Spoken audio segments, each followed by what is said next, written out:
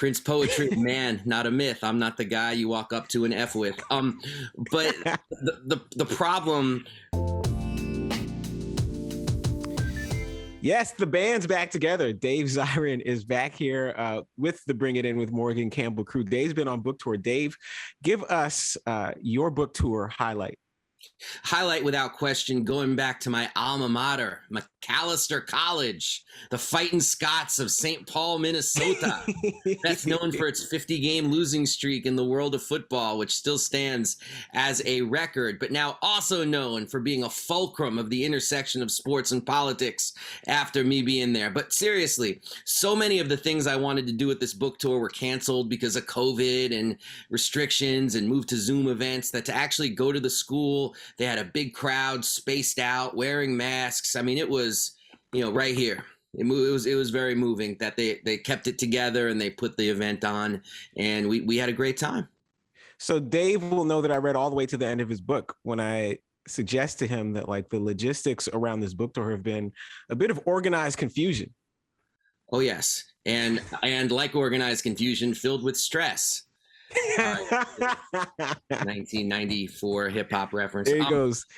There you go. Crush. Dave Zirin, the Pharaoh March to my Prince Poetry. Here we go. There you go. Prince Poetry, man, not a myth. I'm not the guy you walk up to and F with. But the problem with it from jump has just been like, we had this amazing tour planned, and I was going to do events with the people who took a knee in the book.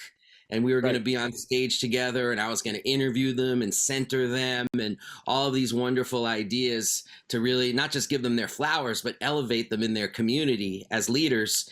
And that unfortunately had to largely get ditched. But the few events we have done have just been gold. Perfect. Gold, like the standard we set every week here on Bring It In with Morgan Campbell. I'm your host, Morgan Campbell. And if you're with us every week, please do us and do yourselves a favor. Hit like if you're watching on YouTube.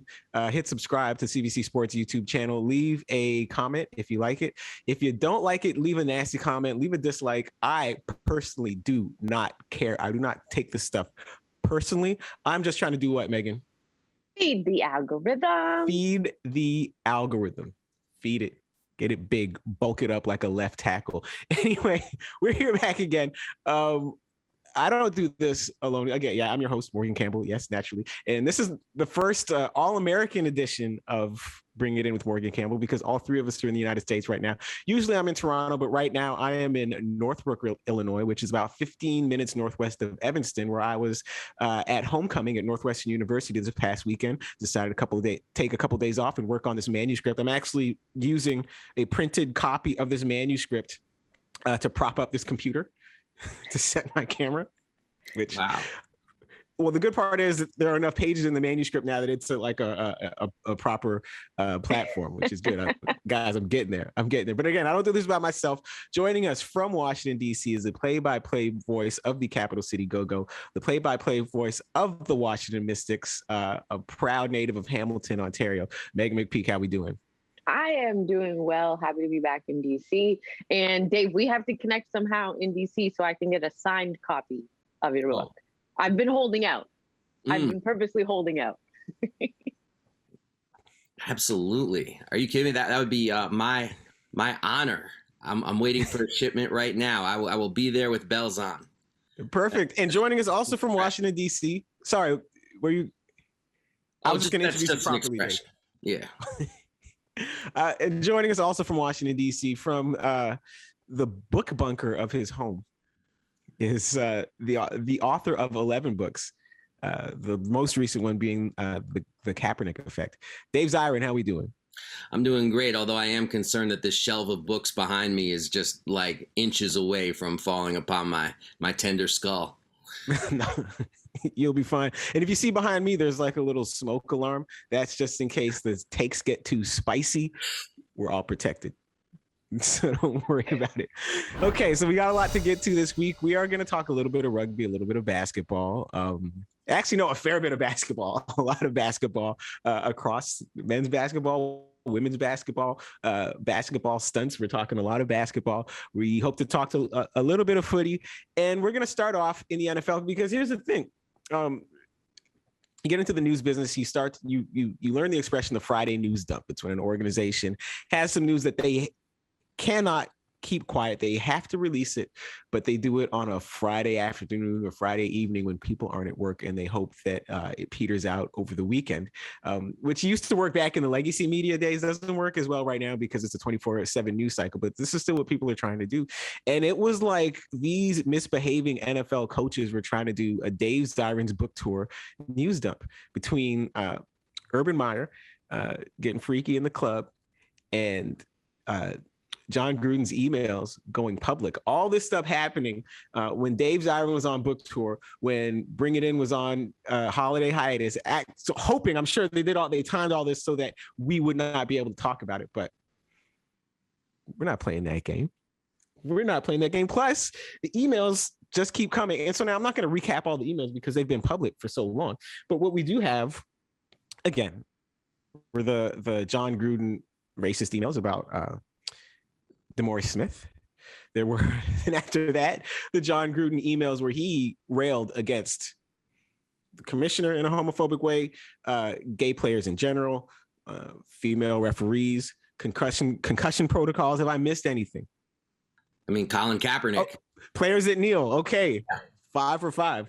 He was nothing if not consistent and comprehensive. And for the people that were like, oh, he's not racist.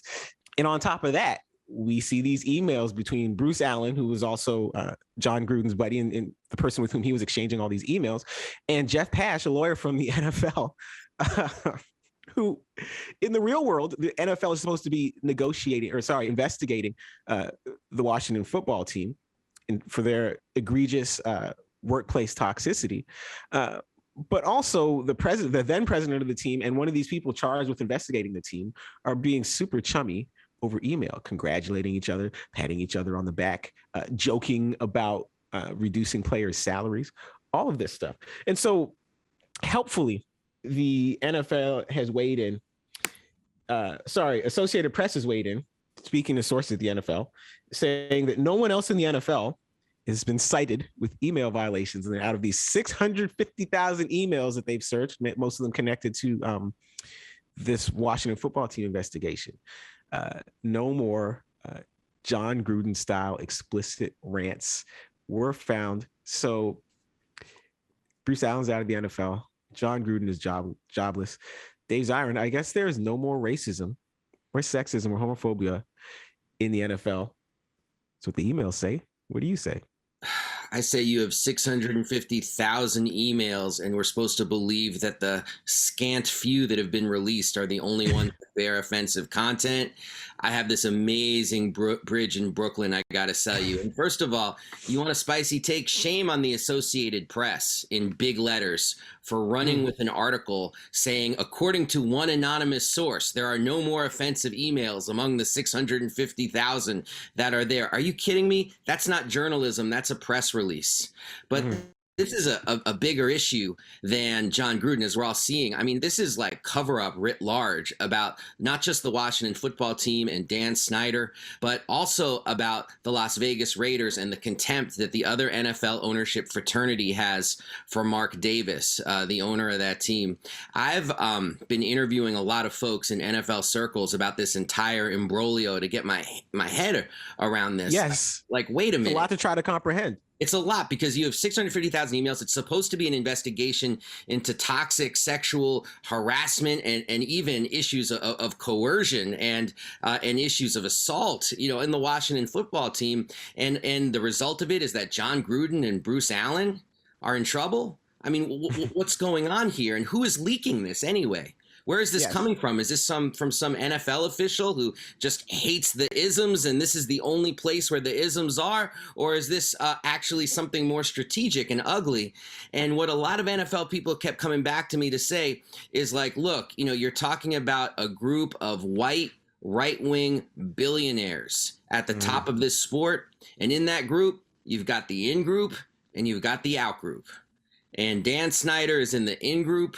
and Mark Davis is in the out group. And that means anything that comes out of the NFL with regards to these leaks will be to protect Washington and damage the Raiders and hope that Mark Davis sells. So, you know, for all the horror that we feel about this, there's also like a very ugly corporate game being played whose interests are really only with the top 1% and not with the people who are actually harmed by these emails in the first place, which is where our first instinct should go. Our first instinct should be like, release all the emails now, and let's clean house.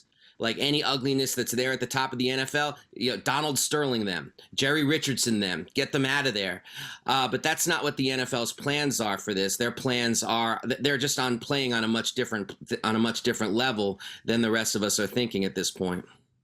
Yeah, what that alleged first email audit shows us is that, one, if people are talking like John Gruden talked, they were smart enough not to do it over people's company emails. Like, this is John Gruden just not understanding the digital world and the digital workplace. And two, they might just use more coded language or even less coded language than John Gruden used. Because if I do a word search on all these emails and search for the term lips the size of Michelin tires, which was how John Gruden described DeMaurice Smith. If I look for that exact term, it's not going to come up again, right? Because that's not a common way to spout your racism. But if I search for that term and it never comes up again, I can say, and technically not be lying, that no more racist comments the type that John Gruden used were found in the 650,000 emails. And almost incidental to all this is the reality that these guys are trading photos of topless women, not just topless women, topless Washington football team cheerleaders over company email servers like Megan McPeak. That, coupled with John Gruden just casually dismissing all female referees as not qualified. Like, what kind of statement does that make about where these guys are in terms of gender relations? I mean, it puts it right on Front Street that they want to protect the Shield at all costs.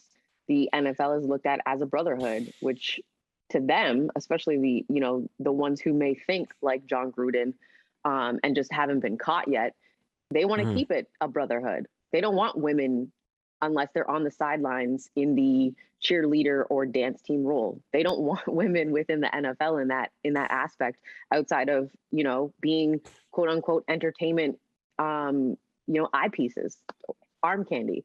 That's where the Shield wants the women to be. And it's disgusting. Like, to think of the emails that came out from the Washington football team, first of all, like, release all that stuff, like Dave said, but also too, how have we not gotten an update on the Washington football team's investigation? It's been months. Yet, out of this investigation, we get these emails and the epithets that were said from John Gruden with the most expeditious speed we've ever seen.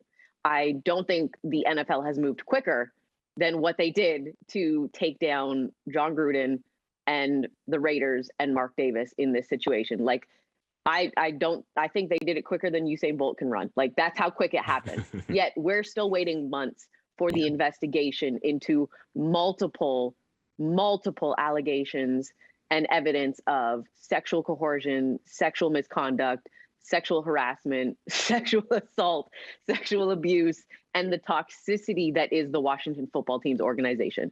We're still waiting. And that's the contradiction that the NFL is resting on in 2021 is 47% of their fans are women. They're attempting to do outreach in the LGBTQ community. They're attempting to put a lid on the fact that 70% of the players are Black Americans, but there don't seem to be opportunities in the coaching and the executive ranks for those players, but they still need to have both a racial and labor discipline. So they also understand that this young generation of consumers are more demographically diverse and less tolerant of intolerance than any generation in the history of the United States, but they're being run by Jerry Jones and his 30 clones. And that is not going to cut it. There's going to be a disconnect there that can only be solved through serious justice and reckoning. And getting rid of John Gruden and making Mark Davis upset, That's not even close to what needs to be done. Frankly, it starts with Dan Snyder and releasing these emails, and let that be the beginning of a conversation of how the NFL is going to take its current culture at the top and turn it upside down. Perfect. Last word to Dave on that topic. Let's switch gears. Let's talk basketball. It's Sunday afternoon. I'm taking a little bit of a break from work, and I'm watching the Chicago Sky fall behind. I text Megan McPeak because the Bears have already lost, and I text Megan McPeak and I say, looks like my Northwestern Wildcats are going to be the only Chicago sports team to win this weekend. And Megan texts me back saying, I think you spoke too soon. There's still almost half a game left. A few minutes later, Candace Parker hits that three-point shot, and 3 seconds after the ball goes to the hoop, my phone goes off. I'm like, I know who that is, and I know what they're saying. Open the message. It's Megan McPeak. Told you spoke too soon, Morgan. So here we go. Chicago Sky wins the WNBA championship. Candace Parker's, as Megan pointed out to me, Candace Parker's second WNBA title, her first in her hometown of Chicago. And this is a big deal here. Like, I am not a WNBA fan specifically. I'm a general sports fan who kind of knows it. I am with WNBA like a lot of sports fans are with boxing.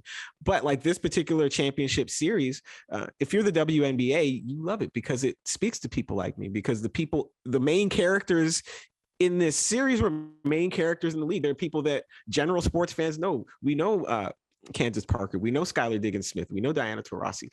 We know Brittany Griner. And here they all are in the same series, fighting it out for the title. Megan McPeak, Megstradamus, who correctly predicted a furious Chicago Sky comeback. How important, how significant is this title in the league's 25th year, going to Candace Parker, going to Chicago? How significant is this for the WNBA? I think, over the course of the last 3 to 5 years of the WNBA, they've consistently made strides more and more as the league continues to grow. And, I believe it was right before game 3, AU Sports actually announced that they would be adding to their lacrosse, softball, and soccer, I believe. They would be adding a fourth sport, which is women's basketball, spearheaded by 3 WNBA players, 2 former, 1 current, in Natasha Cloud, Cindy Colson, and Tamara Young, or as everybody knows her as Ty Young. So this is at American University in DC? No, it is. So AU Sports is basically, it's like 6 weeks, 6 to 8 weeks of just women, different sports playing each other. They do it differently than typical sports leagues. It's professional sports. And that's what I'm trying to figure out. Okay. More recently, the softball league just finished. Coincidentally. Oh, Athletes Unlimited. There we go. Yes, all right. Athletes Unlimited. Yes. I'm so used to calling it AU. All this acronym. Man, it's an acronym traffic jam these days. Yes, Athletes Unlimited. I apologize. I should have given the full title, but it shows the game is growing. And this playoff series, specifically this year's playoffs, have continued to grow the league, because everybody always likes to say, well, the WNBA, nobody watches it. The WNBA, nobody cares about it. Yet you had game 3 and 4 completely sold out in Chicago at Wintrust Arena. Game 3 was sold out before game 2 happened in Phoenix. Yep. So Chicago showed out. Chicago, they were asked to come out. The fans were asked to come out, and they sold out before the series even shifted to the Midwest. So that's another thing. You had fans who, like yourself, more casual fans, talking about this on Twitter, consistently seeing not just NBA players. There was other sport athletes showing out for the WNBA in this championship series. You had the 6th seed, 16-16 Chicago Sky have to fight their way through the playoffs, through the single elimination process. And then they were counted out against the Connecticut Sun. And then they said, whoa. We have Candace Parker. We have Allie Quigley. We have Courtney Vandersloot, who's arguably one of the best point guards that this game has ever seen. And they said, we got this. And this is the reason why Candace Parker came to Chicago, for multiple reasons. The biggest one was she wanted to bring a championship home from Naperville, Illinois, not far from Chicago. And she did just that. And it's crazy to think that before the season, her and Dwayne Wade we're talking about her decision to go to Chicago as a free agent, leaving LA, where she essentially grew up not only as a athlete, as a basketball player, as well too as a mother. Her daughter Layla has been with her this entire journey. And a couple years ago, she was actually voted as the most overrated player. And she just said checkmate on everyone who voted her as the most overrated player in the WNBA. She did what she wanted to do, and she did it on her own terms. In my opinion, arguably, no question, first ballot Hall of Famer. Yeah, one of my favorite passages from the ESPN story about this title game and how we got here was the writer mentioning that Vandersloot and Quigley, when recording Candace Parker when she was a free agent, and they would send her food from these different Chicago eating spots. And again, as the son of two Chicagoans who spent my whole life coming back and forth to this city, I can appreciate like wanting to move back here for the food, but most of the food that makes you love Chicago does not make you a good athlete. So shout out to Candace Parker too for eating that Chicago food, but still staying at her fighting weight, because it's not easy. Dave Zirin, what do you make of this title? So you're saying a bolt of mozzarella cheese in the middle of a piece of cake crust piled on top of it with tomatoes and sausages won't make you a world-class athlete? I'm shocked. All right, this finals was fantastic for the WNBA, and I want to tell you why. Sports are fueled in the popular consciousness by both triumph and joy, but also by shameful behavior. You need heroes, you need villains, you need yin, you need yang, you need all of that. It can't just be up with people. There's got to be both. And on the triumph front, I mean, it's Candace Parker, as Megan elucidated so perfectly. It's also the fact that you have a married couple on the Chicago Sky, not just being on the team, but being two of the top 4 contributors on that team, Courtney Vandersloot and Allie Quigley. Allie Quigley played the game of her life. Courtney Vandersloot had a triple-double in these finals. I mean, in these playoffs. I mean, these are amazing players. And the fact that they went from one ring to another ring, if you catch my drift, that's a move. Can you imagine? You'll be here all week, folks. No, but think about it, like the bickering couple thing. How do you work it out? Working it out on the court. You win a championship. Oh, it was all worth it. You know, I mean, that's an amazing story, and that's amazing. But you also have the other side, too. And I want to take a second to say something about Diana Taurasi, who I've always thought of as being, in that discussion for, the GOAT. And to have Diana Taurasi be somebody who, gets a technical 2 minutes into the game, bumps a ref earlier in the series, does not show out while Brittany Griner and Skylar are playing their absolute hearts out, and then goes to the locker room and damages it, like breaks a door, reportedly. I mean, that's some serious behavior that that I think we should rightly be like, yo, you are one of the faces of the sport. This is Candace Parker's moment. Don't make this be about your immaturity in the face of defeat. Show some graciousness, for goodness sakes, Diana Taurasi. Believe me, I've been a Taurasi stan since day one at Connecticut. That's how old I am. So I'm not coming at this from nowhere. But I say, come on, if nothing else, out of respect for the fact that you didn't show out and your teammates did, don't make this about you at this moment. Hey, what do I always say about people who willingly I'm here for all. I'm in. We're not in and out yet, but I'm in on every heel turn, and I cannot find it in myself to expect sportsmen or sportswomanship from professionals. Like if these are 16-year-olds and you're trying to teach them life lessons through sports and all this, cool. But if you're a grown up, you can be as unsportsman or unsportswoman like as you want to be, as long as you don't hurt anyone physically. You are who you are. If you didn't pick up those lessons at 10, I can't expect you to learn them at 35. All right, I want to get to this real quick. It's not an in and out, but we're gonna hit it quick because it's Alphonso Davies. Alphonso Davies. I'm sure the B-roll is gonna show it. Went viral. We don't say that anymore because there is a real virus going around, but you know what I mean with that insane goal against Panama to break a tie. This is what people forget. Like that game was tied until Alphonso Davies hit that 80-meter sprint, stole the ball from, I think it was Cummings, put it behind himself, like the soccer equivalent of a behind the back dribble, left foot near post, tie-breaking goal. Alphonso Davies is a stud. Goes back to Germany to play with Bayern Munich, 5-1 win, and he pulls a hamstring. So we're going to hit this really quick because what we can't have in this country, well, in Canada, is a World Cup qualifying run with a compromised Alphonso Davies. So this is kind of like Lent. We're going to find out what we're willing to give up to guarantee that Alphonso Davies is healthy for the rest of World Cup qualifying. I keep mentioning food on here because I do like to eat. I do have a sweet tooth. My sister is a pastry chef. What I would give up for a guarantee of Alphonso Davies' health is sweets.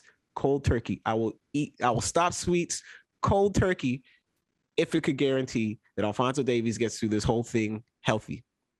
Megan McPeak, what would you give up? I too would give up sweets.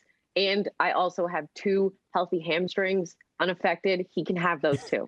Yeah, he doesn't want mine. He does not want mine. I'll leave it at that. Dave Zirin, what would you give up? I mean, this hurts, but I will give up the Washington Wizards run to the 2022 NBA championship. I mean, it's right there in their grasp. We all see it. But, they can step away from it for 1 year. It'll be there next year. Anything for Alphonso Davies. Okay. There you have it. So Alphonso Davies, and I know no cheering in the press box, blah, blah, blah. But we're talking about soccer where no cheering in the press box goes out the window.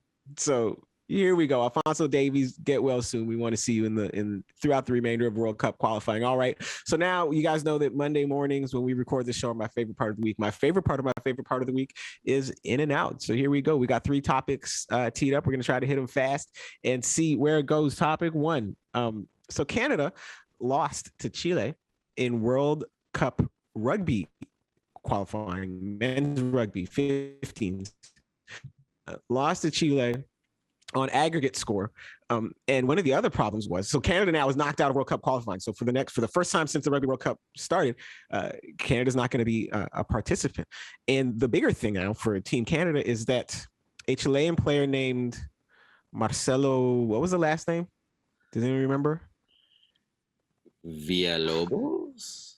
Torabella? Well, Marcelo Villalobos, I think? No. We're going to... Torabella. I don't know. Yes. What was it? Torabella. I'm probably saying Torrealba. Marcelo Torrealba was I caught. got us on the right track. Right. Was caught on camera in a series of still photos, jamming his fingers into the eye of Team Canada's Lucas Rumball, who I think also plays for the Toronto Arrows in Major League Rugby. And so Canada is, and apparently in rugby, this is a serious infraction. Canada is now petitioning World Rugby for them to do something about this. What we've seen in the research is that when you gouge an eye, there's an English player got a 26-week suspension, and World Rugby hands out these suspensions in weeks, so it seems longer. Instead of saying 4 months, 26 weeks. Another guy got a 70-week suspension for gouging an eye. We'll start with you, Dave Zirin. Are you in or out on El Señor Torrealba getting a 70-week suspension for poking Lucas Rumball in the eye? Adios, mi amigo. I'm sorry, but the oldest expression in the world of contact sports is that there are no exercises you can really do to save you from the gouging of the eye, which means this is precious territory that that you do not touch. And, I got to say, it's like you play, you pay. You go for the eyes. I don't think you have a place on the field for quite some time. Yes. Megan McPeak, what about you? In or out on 70 weeks for Torrealba? In all honesty, I think it should just be an automatic lifetime ban. You're not just causing harm to somebody to where they can't play the sport. You could literally blind them for life.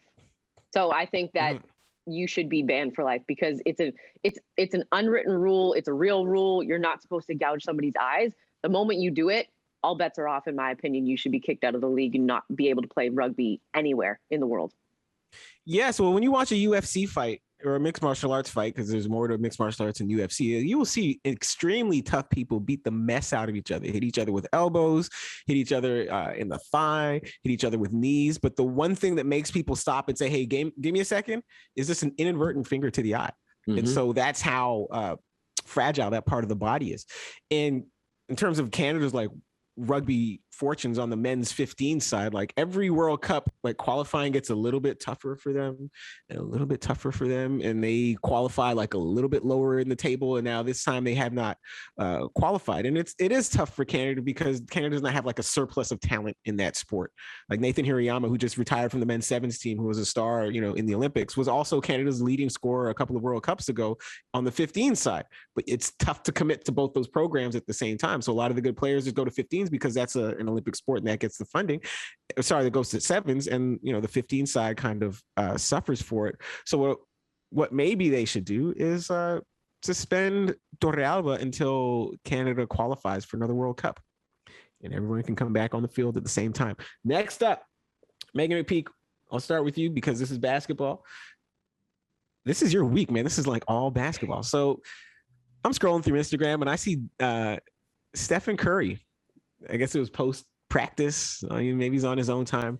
He's, throwing the self-toss, bounce, slam dunks. And some of them are going down.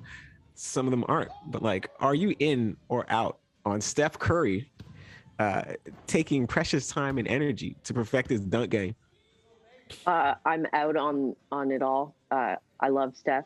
Stick to what you're good at, what you're paid for, especially too, given the injury bug that has diabolically torn apart the Golden State Warriors. Just stop. Just stop. Don't do it, bro. Don't do it. Dave Zirin, what about you? I'm out just because it's so dorky. I mean, everybody knows the bounce up dunk is what you do if you can't get your whole hand up over the rim. I mean, come on, man. Listen, I appreciate Steph showing off his athleticism because one of the things about playing like Steph is people think that Steph is not athletic because he makes so many shots and he, at his age, can elevate. But to Megan's point, and this is why I'm out on it, like these kind of dunks are not for old guys. Steph's not a young guy anymore. You know how old Steph is? Here's how old Steph Curry is. If you go back and watch that video, playing in the background is a song called She's a Bad Mama Jamma by Carl Carlton, who was an early adopter of the Jerry curl. If you go look at a picture of Carl Carlton, not to be confused with Carl Douglas, who sang Kung Fu Fighting, but like, if you're old enough to appreciate the song She's a Bad Mama Jamma, you're too old to be over here dunking on your spare time because like that time, your energy, your knees, all these things are precious and you don't want to waste them outside the game. This is all about load management, man. Just keep shooting 3-pointers, go home, or dunk on the like 8-foot rim, something like that. Okay, last one is not a pure in or out, but like lost in all of this, lost in all these hot topics this week is that the NBA season is about to start. I think opening night is Wednesday, the 20th. Obviously in Toronto, there's renewed optimism around the Raptors. Like last season was so disjointed, but now there's a chance for some continuity for once. So we will see what happens. At the same time, more chaos in Brooklyn because Kyrie Irving will not get his shots because he's standing up for the voiceless or something, even though like we hear from anti-vaccine people, like out of all proportion to their numbers in the population, we hear, but hey, Kyrie, do you? So my question, we'll start with you, Dave. What do you think is more likely to happen? Kyrie gets his shots and plays this season, or the Raptors win 50 plus games and go on another deep playoff run? I think there's a better chance with the Raptors because Kyrie, I think, has the sincerity of the zealot, and I say that even with compliments. And he's not like Cam Newton, who just got vaccinated, who kept it kind of quiet. Like Kyrie has put a whole political framework around why he's not doing it, and he's painted himself into a corner. So I don't even see how he emerges from this at this point. And I hope I'm wrong because I love watching him play. But I would have greater faith in the Raptors making a run. Yes, as a Raptors fan, I'm in on them winning 50 games and going deep into the playoffs more than I'm in on Kyrie getting the shot. To your point, Dave, like Kyrie thinks he's Ali. And he thinks he's making this really principled stand. And I guess like in his brain, he sees how principled this is. Now you could argue correctly as they vacuum the hall behind me. You could argue correctly that like all the people that have died of COVID or lost their jobs because they had COVID, they're voiceless too. And again, we don't hear from them in the same proportion that we hear from the Kyrie Irvings and the Cole Beasleys of the world. So that group of people is not voiceless. They even have vaccinated people like the ones at Fox News taking up for them. But this is what Kyrie thinks. This is the hill he has decided that he is going to live on. Pull out his chair, sit, get comfortable. This is where he says he's going to be. Meanwhile, the Raptors, again, one thing we know about the Raptors is that they've done as an organization, they've done such a good job of taking like the Fred VanVleets of the world, the Chris Bouchers of the world, who kind of seem like projects, kind of seem like they will only ever be role players, and developing them into something. And so now they've had a couple years with Malachi Flynn and a whole new crop of rookies. So by the end of this season, I think they'll be ready to make some noise. Megan McPeak, what do you think is more likely? Kyrie return to the court or Raptors return to the playoffs? Raptors return to the playoffs, probably. All right. What do you think of the roster this year? It'll be interesting. They're young. They're talented. I'll be interested to see what Chris Boucher looks like once he returns from injury and how everybody goes together. And I'm excited to see Malachi Flynn in another situation in growing himself as a player, especially playing behind Fred and Kyle prior to Kyle leaving for Miami. But I think he's got a bright young future. So I think it'll be fun, and hopefully it rejuvenates the fan base and the coaching staff to be back at the Air Canada Center. Yep, I said it.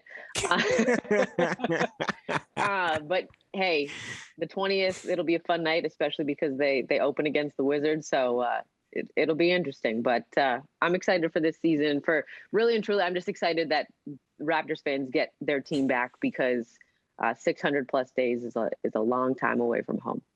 Is a very long time. Now, this trip away from home for me is not 600 plus days. It's about 10 days. I got another 6 days or so to work on this manuscript. So maybe the pile of pages might be higher by the next time we record.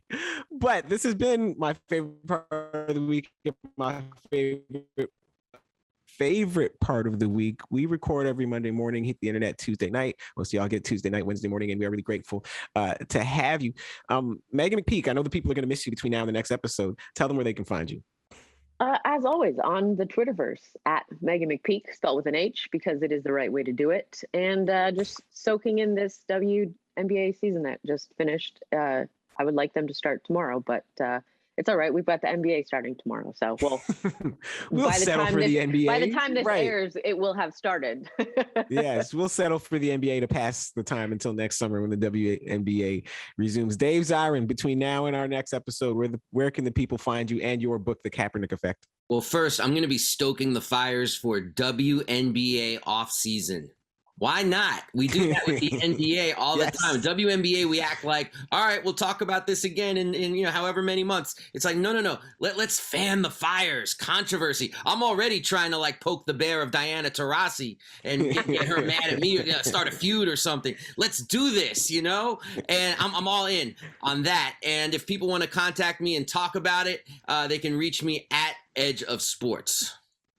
Perfect. And as always, I'm your host, Morgan Campbell, at Morgan P. Campbell on Twitter, at Morgan P. Campbell on Instagram. I don't have Facebook. I don't have TikTok. Too young for Facebook got hacked, so I got rid of it, but I am too old for TikTok.